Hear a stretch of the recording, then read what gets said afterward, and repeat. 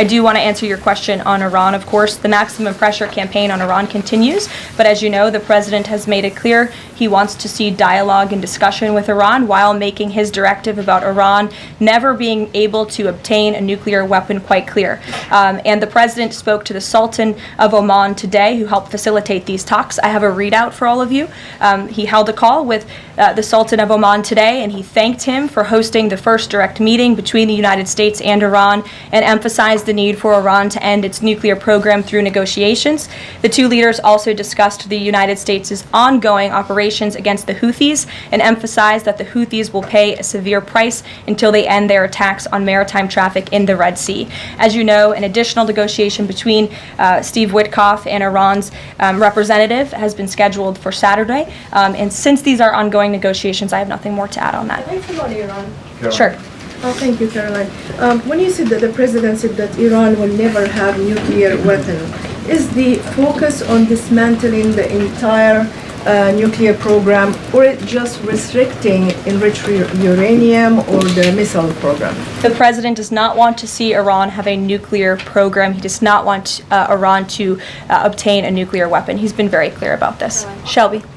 Shelby, you have a seat today. I know, stole it. Glad to see it. Two quick ones on TikTok. First, is the president expecting to extend the TikTok ban that's now June 19th if China doesn't come to the table in time? Well, June 19th is a long ways away, obviously. I think it's 2 months away. 2 months is a long time in the Trump administration, as you have all seen. We work at Trump speed around here. We get a lot done, so definitely don't want to get ahead. The vice president continues to lead these negotiations and talks. The president's involved, and they're ongoing. And then Would reject the president's position on Canada has shifted. Perhaps he just hasn't been asked about Canada by questions from this group in the Oval Office, but they see him almost every day. But the president still maintains his position on Canada. The United States has been subsidizing Canada's national defense, and he believes that Canadians would benefit greatly from becoming the 51st state of the United States of America. Two questions. The first one, a Georgia man was just arrested over alleged threats to kill Director of National Intelligence Tulsi Gabbard. Reportedly, there is now increased security around the FBI Deputy Director. Can you talk about the level of threats against various administration officials, and then a second one on Biden? I'm sorry to hear that. I had not seen that report. It's very unfortunately, and obviously the White House, the president, and the entire administration condemn any threats of violence against any administration officials or public officials on both sides of the aisle here in Washington, D.C. It shouldn't be tolerated, and we commend the local law enforcement agencies for arresting this individual. Good afternoon, everybody. I apologize for my tardiness, but I came directly from the Oval. I have some newsy updates to share from the president, which I know you all very much value and appreciate. So let's get to it. The president promised millions of Christians across the country on the campaign trail that he would create a White House faith office when he returned to the White House, and he has delivered on that promise. The White House Faith Office has put together an extraordinary week-long celebration currently underway for Holy Week ahead of Easter Sunday. The president signed a Holy Week proclamation, filmed a special presidential video message, and will be hosting a pre-Easter dinner tomorrow night and a White House staff Easter worship service on Thursday.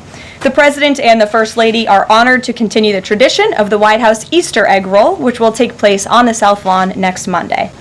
In other news, President Trump is turning America into a manufacturing superpower again. Yesterday, there was a monumental announcement by NVIDIA, one of the largest companies in the world.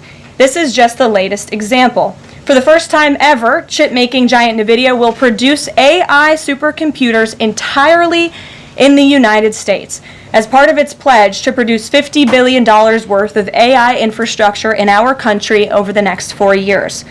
With their manufacturing partners, they have commissioned more than 1 million square feet of manufacturing space to build and test NVIDIA Blackwell chips in the great state of Arizona and AI supercomputers in the great state of Texas. NVIDIA's founder and CEO Jensen Huang touted how the engines of the world's AI infrastructure are being built in the United States for the first time. This is the Trump effect.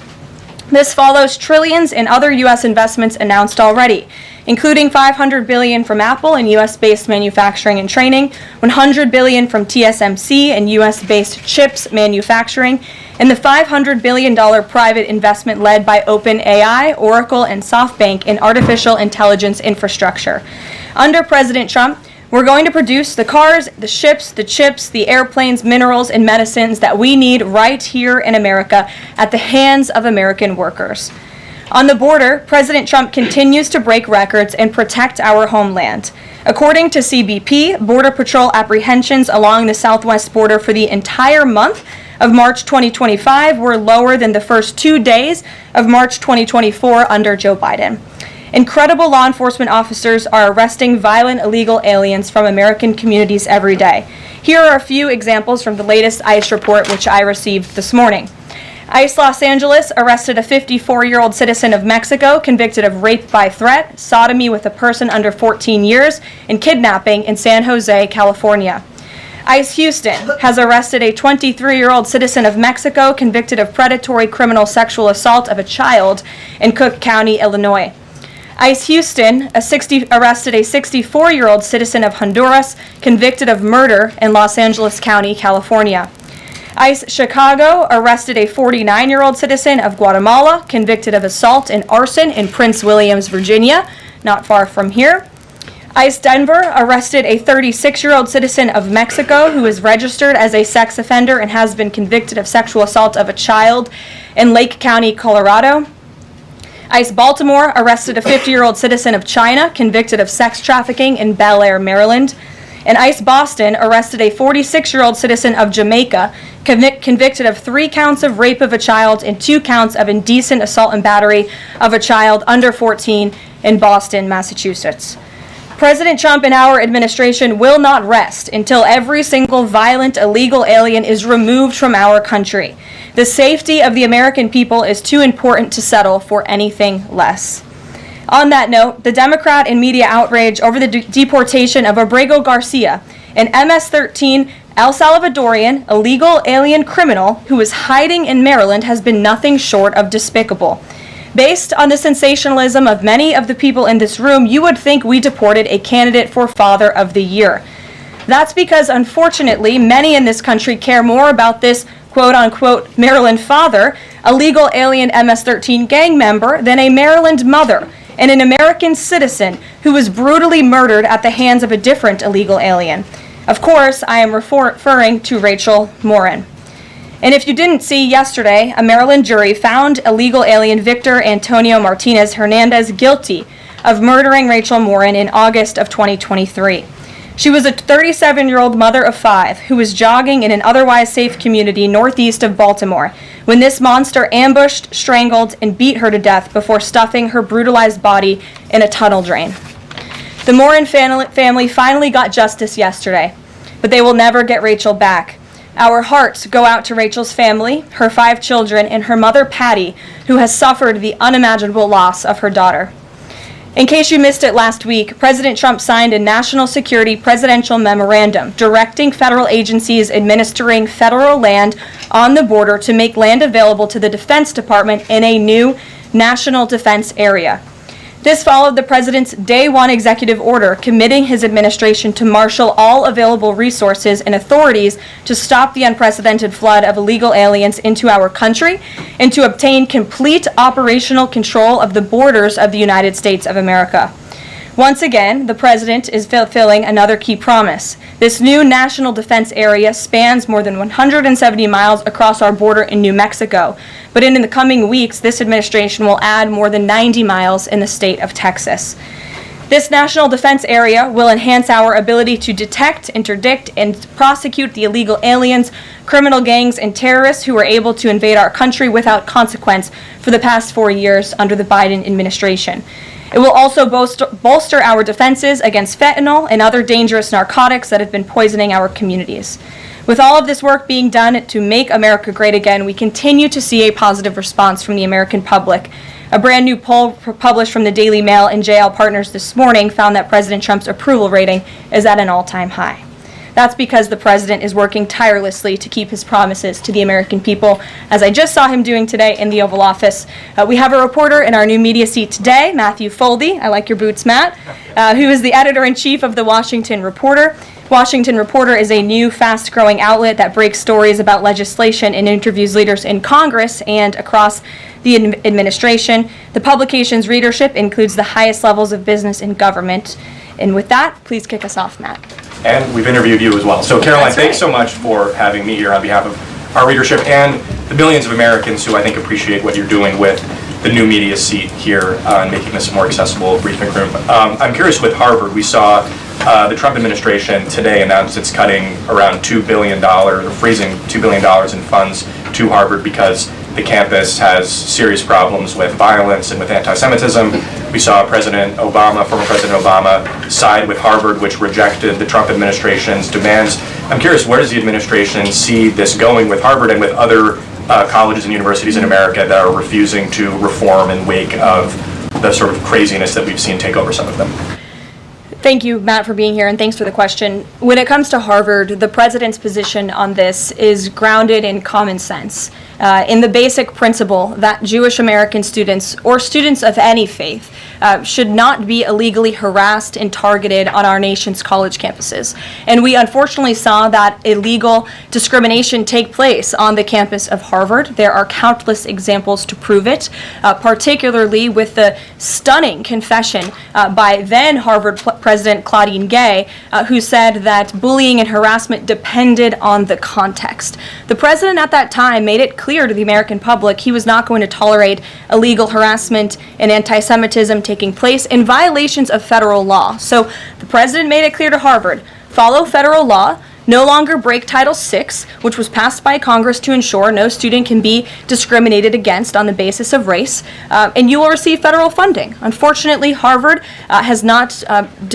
taken the president or the administration's demands seriously. All the president is asking, don't break federal law, and then you can have your federal funding. I think the president is also begging a good question. More than $2 billion out the door to Harvard when they have a more than $50 billion endowment. Why are the American taxpayers subsidizing a university that has billions of dollars in the bank already? And we certainly should not be funding a place where such grave anti-Semitism exists. And I'm curious, you had just mentioned Rachel Morin, and I'm a Maryland man, and I think most Marylanders appreciate what you were saying today. We've seen that Chris Van Hollen, who was Rachel Morin's senator, basically threatening to fly to El Salvador to press for the release of someone who was in America illegally. And not as much sort of from him about Rachel Morin's horrific murder and the verdict that was, I think, rightly reached yesterday. What does the administration think about the priorities we're seeing from Senate Democrats in terms of illegal immigrants instead of the work that agencies like ICE and DHS are doing with the Trump administration? It's mind-boggling, the priorities of the modern-day Democrat Party. I think it's atrocious that you have Democrats in Congress on Capitol Hill who swear an oath to protect their constituents and to serve them in Washington, D.C., spending more time defending illegal immigrant gang members than their own constituents and law-abiding American citizens like Rachel Morin. And I saw the president personally on the campaign trail, and I continue to see him in his role as president of the United States, put American families first, reach out to the victims, the families of victims at the hands of illegal immigrant crime, and frankly, the actions and the words of the Democrat Party prove they could not care less about the American public. And maybe if they did, they'd see a bit higher approval ratings right now. Thanks for being here with us today. Peter. Thank you, Karoline. To follow up on something that you just said, why do Ivy League schools get so much federal funding? It's a very good question, and it's a question the president has obviously raised in his discussions and negotiations with not just Harvard, but also Columbia and many other Ivy League institutions. We have the Anti-Semitism Task Force, which the president promised and delivered on. The Anti-Semitism Task Force is across the government, representatives from various federal agencies who meet on a weekly basis to discuss the question that you just raised. And I think a lot of Americans are wondering why their tax dollars are going to these universities when they are not only indoctrinating our nation's students, but also allowing such egregious illegal behavior to occur. To follow up on immigration, deporting American citizens to Central American prisons, is it legal, or do you need to change the law to do it? Well, it's another question that the president has raised. It's a legal question that the president is looking into. And he talked about this yesterday when with his meeting with President Bukele in the Oval Office. He would only consider this, if legal, for Americans who are the most violent, egregious, repeat offenders of crime, who nobody in this room wants living in their communities. And then there's this CHNV thing. President Biden let more than 530,000 people from Cuba, Haiti, Nicaragua, Venezuela into the U.S. with this CHNV program. He did it with the stroke of a pen. And now a judge will not let President Trump undo it with the stroke of a pen. So are you guys going to give all 530,000 plus people individual deportation hearings, or are you just going to try to deport them? I spoke to White House counsel's office about this morning, because obviously another rogue district court judge is trying to block the administration's mass deportation efforts with this latest injunction. We will fight this in the court of law, and we will ensure that every individual who illegally entered our country and was really taken advantage of by the previous administration because they abused the parole system in this country to fast track legal status, as they said, for these illegal immigrants, and they completely abused our legal system. Many of these paroled individuals were then given temporary protective status, which the intention of that TPS was only supposed to be used in times of war or storm or destruction in the home countries of these migrants. It was completely abused. These migrants came here for economic reasons, and they illegally entered our country, and the president is not going to tolerate that, and so we will continue to focus on deporting as many individuals as we can. Jennifer. One on tariffs and one on Russia. Can you give us any sort of an update on which deals are in hand or are close? Which countries are reaching a deal on tariffs? And then on Russia, can you give us an update on what the agreement was with Russia? The president yesterday said that he thinks we'll be seeing some very good deals very soon. Can you talk a little bit about what Russia agreed to? Sure. I don't want to get ahead of our United States Trade Ambassador and Secretary of Commerce, the Secretary of Treasury, all the great individuals who are working incredibly hard to cut these good trade deals. And the president's deeply involved in this as well. He has made it clear to his trade team he wants to personally sign off on all of these deals too. And so I don't want to get ahead of them on announcements, but obviously, as you've heard from numerous administration officials, there have been many talks with countries. We've had more than 15 deals, pieces of paper put on the table, proposals that are actively being considered, and as we've said consistently, more than 75 countries have reached out. So there's a lot of work to do. We very much understand that, but we do believe that we can announce some deals very soon. And then on Russia, can you say, did Russia agree to anything with Special Envoy Steve Witkoff? I don't want to get ahead of those negotiations as well. What I can tell you is that they were a productive conversation was had. As the presidential envoy Steve Witkoff said last night, he believes that Russia wants to end this war, and the president believes that as well. There is incentive for Russia to end this war, and perhaps that could be economic partnerships with the United States, but we need to see a ceasefire first, and the president and the presidential envoy Witkoff made that very clear to the Russians. Gabe. Thank you, Caroline. And Yeah. I also want to thank your press office for releasing that information that you cited up there regarding the ICE arrests over the last couple of days. And I have them right here, but what I might ask is, why not release the same information for those who were deported to El Salvador? Well, first of all, the information was released by the Department of Homeland Security.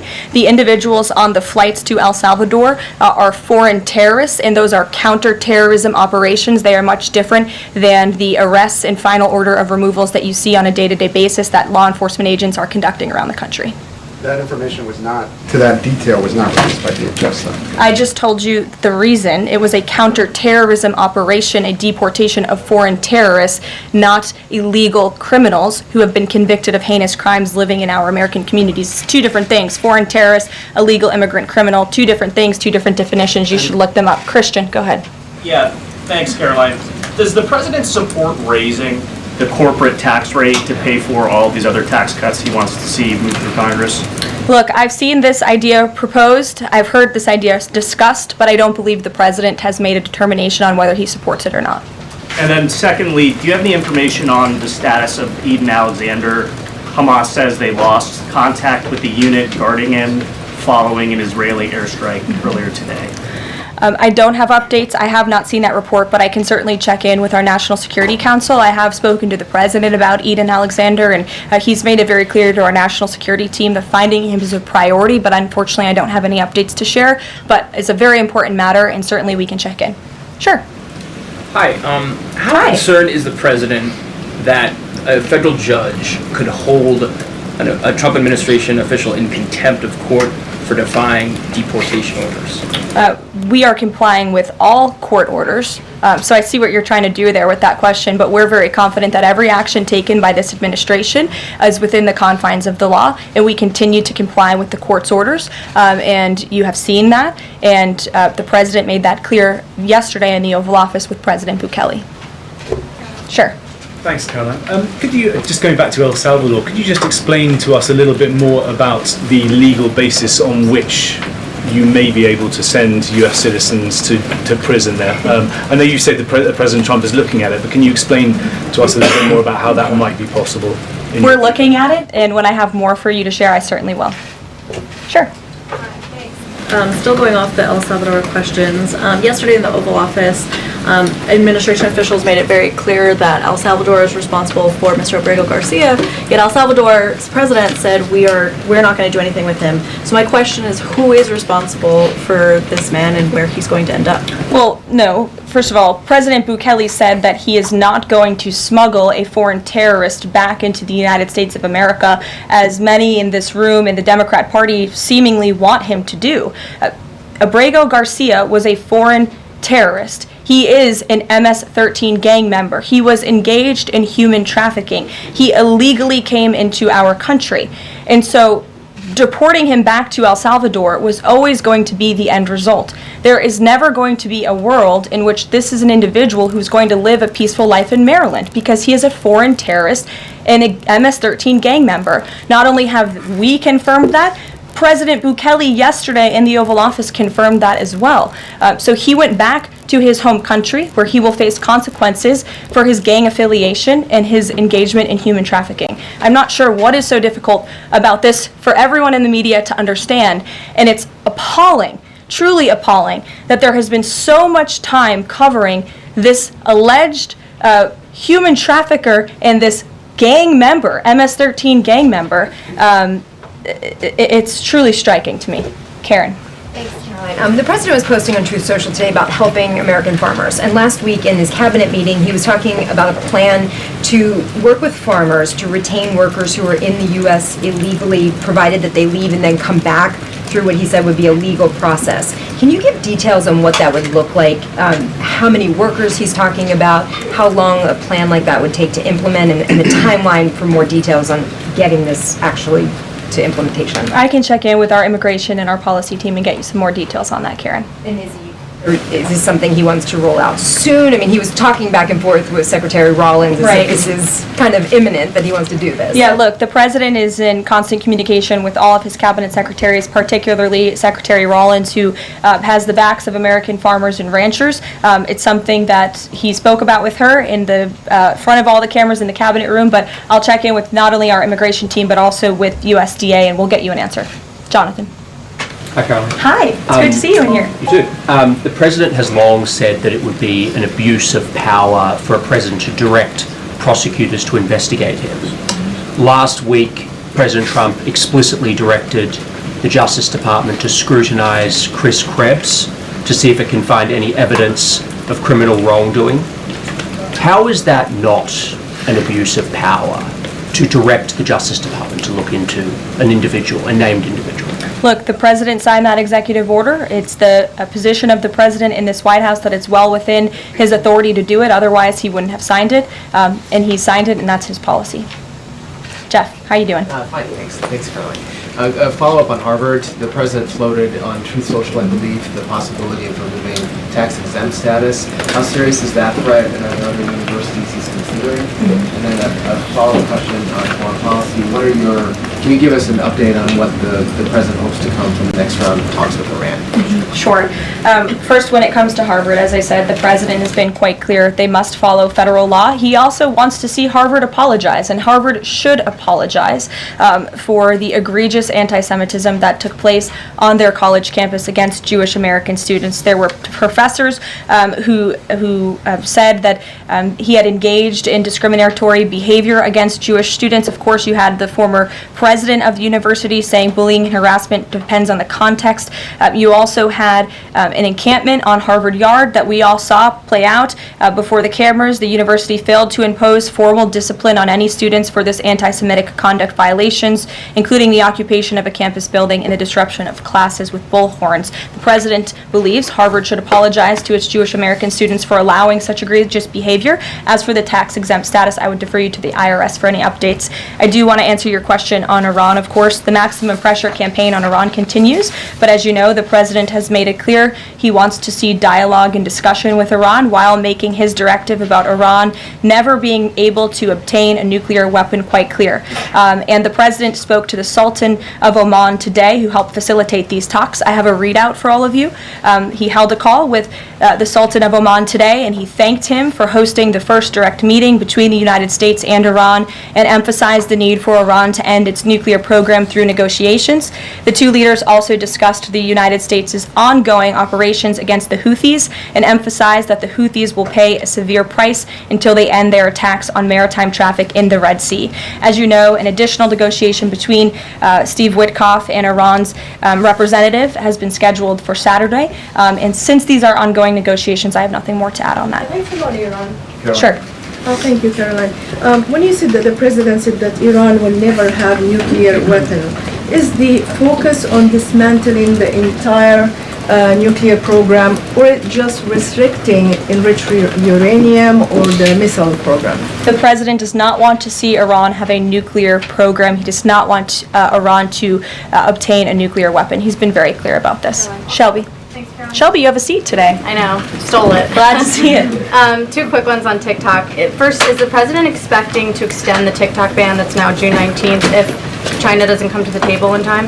Well, June 19th is a long ways away, obviously. I think it's 2 months away. 2 months is a long time in the Trump administration, as you have all seen. We work at Trump speed around here. We get a lot done, so definitely don't want to get ahead. The vice president continues to lead these negotiations and talks. The president's involved, and they're ongoing. And then the president previously said he'd consider reducing tariffs on China in order to get a TikTok deal done. Is that option still on the table? Look, the president has made his position on China quite clear, although I do have an additional statement that he just shared with me in the Oval Office. The ball is in China's court. China needs to make a deal with us. We don't have to make a deal with them. There's no difference between China and any other country except they are much larger. And China wants what we have, what every country wants, what we have, the American consumer. Or to put it another way, they need our money. So the president, again, has made it quite clear that he's open to a deal with China, but China needs to make a deal with the United States of America. Sure. On tariffs, yesterday in the Oval Office... Which outlet are you with? The Canadian Public Broadcaster. Oh, nice to see you. Thank you. Yesterday in the Oval Office, President Trump suggested that there could be some help for automakers. I'm wondering what that looks like. Is it tariff relief on the 25% tariffs that are in place right now, or the new tariffs that are coming up in May on auto parts? And a second on Canada, if I may. President Trump's tone when it comes to Canada-U.S. relations, Canadians have noticed it's shifted a bit in the past few weeks. Ever since the election campaign started, he stopped talking about Canada becoming the 51st state, at least publicly. I'm wondering if that's on purpose and why. I would reject the president's position on Canada has shifted. Perhaps he just hasn't been asked about Canada by questions from this group in the Oval Office, but they see him almost every day. But the president still maintains his position on Canada. The United States has been subsidizing Canada's national defense, and he believes that Canadians would benefit greatly from becoming the 51st state of the United States of America. As for autos and auto parts, I don't have anything to read out for you there, but I think the point the president was making is flexibility, and he has flexibility flexibility when it comes to negotiations and talks, but ultimately his goal in his fair trade deals that he is pursuing with many countries around the world is to put the American worker first. And we had automakers and auto workers here at the White House on Liberation Day who believe in this president and his negotiating ability to put them first and to bring those jobs back to the United States of America. And the president's been very clear about that in his conversations with the automakers as well. Deanna, go ahead. Thanks, Caroline. One on Ukraine and one on China. On Ukraine, this past weekend, Zelensky offered an invitation to President Trump, extending an offer for him to visit Ukraine. Just wondering if there's any update on that. Has Trump seen that offer and what he's thinking about? I don't know. Actually, I haven't talked to the president about that, or if he saw Zelensky's offer. I'm sure he did. I haven't spoken to him about it. I can ask him what he thinks. I certainly don't have any plans to share on a potential trip to Ukraine, though. And then on China, this last week, Chinese officials were posting videos on, social media sites depicting a Trump, J.D. Vance, Elon Musk in AI-generated videos working in factories, putting together Nike shoes and iPhones and products like that. Does the White House, have they seen these videos? Do you guys have a response to that? I have seen the videos. I'm not sure who made the videos or if we can verify the authenticity, but whoever made it clearly does not see the potential of the American worker, the American workforce. The president believes in the American people, and he knows that we have the best not only consumer base in the world, but also the best workforce in the world, and that's why he's so focused on bringing investments home and shoring up our critical supply chains and bolstering our manufacturing here as well. Brett. Thanks, Caroline. Would the president support a ban on members of Congress trading stocks? I'm certain that's something the president would be interested in looking at, and I can ask him if he would support such a bill. Sure. Yes. I have a question about the president's post from this morning on farmers. He asked farmers to be patient and just hold on. But a lot of farmers that I've talked to in the last week or so have said, they're in the middle of spring planting season, and that a trade war makes everything sort of up in the air. What would his message to them be? And also, is there anything specifically planned to provide relief like in President Trump's last term? Yes, well, relief is being considered. The Secretary of Agriculture, I know, has spoken to the president about that, and again, it's being considered. And as for the president's message to the farmers, he put it out himself. He could speak for himself much better than I can speak for him, and so I would just direct you to the statement he had telling the farmers again and reiterating his support for them and that he has their backs, which he certainly does. Kelly, in the back. Thanks, Caroline. Two questions. The first one, a Georgia man was just arrested over alleged threats to kill Director of National Intelligence Tulsi Gabbard. Reportedly, there is now increased security around the FBI Deputy Director. Can you talk about the level of threats against various administration officials, and then a second one on Biden? I'm sorry to hear that. I had not seen that report. It's very unfortunately, and obviously the White House, the president, and the entire administration condemn any threats of violence against any administration officials or public officials on both sides of the aisle here in Washington, D.C. It shouldn't be tolerated, and we commend the local law enforcement agencies for arresting this individual. Former President Biden, he's set to deliver his first major speech since leaving office tonight. He plans to talk about what I'm told will be Social Security under the current administration, closing of offices, longer wait times, harder for seniors and people with disabilities to access earned benefits, is what Democrats have been saying today. I wanted to get the president's response, or if he plans to respond to this, and comments on what Democrats are calling cuts to Social Security. My first reaction when seeing former President Biden was speaking tonight was I'm shocked that he is speaking at nighttime. I thought his bedtime was much earlier than his speech tonight. I understand the topic of his speech will be Social Security. Let me make it very clear ahead of former President Biden's remarks. President Trump, is absolutely certain about protecting Social Security benefits for law-abiding, tax-paying American citizens and seniors who have paid into this program. He will always protect that program. He campaigned on it, he protected it in his first term, and he's back again to continue protecting it. On the topic of Social Security, I have some news before I let you all go. Later this afternoon, the president will be signing a presidential memorandum aimed at stopping illegal aliens and other ineligible people from obtaining Social Security Act benefits. The memorandum will direct the administration to ensure ineligible aliens are not receiving funds from the Social Security Act programs. It will expand the Social Security Administration's fraud prosecutor program to at least 50 U.S. attorney offices and establishes a Medicare and Medicaid fraud prosecution program in 15 U.S. attorney offices. The memorandum will also require the Social Security Administration Inspector General to investigate earning reports for individuals aged 100 or older with mismatched Social Security records to combat identity theft. And the memorandum will direct the Social Security Administration to consider whether to reinstate the use of civil monetary penalties against individuals who engage in Social Security fraud, an effort that has been paused for several years. These taxpayer-funded benefits should be only for eligible taxpayers. And President Biden should think about what he did in his last term, which is allow tens of millions of illegal people into our country, many of whom were fraudulently receiving these benefits. So you'll hear from the president on that later, and we will see you later in the East Room. Bye, guys.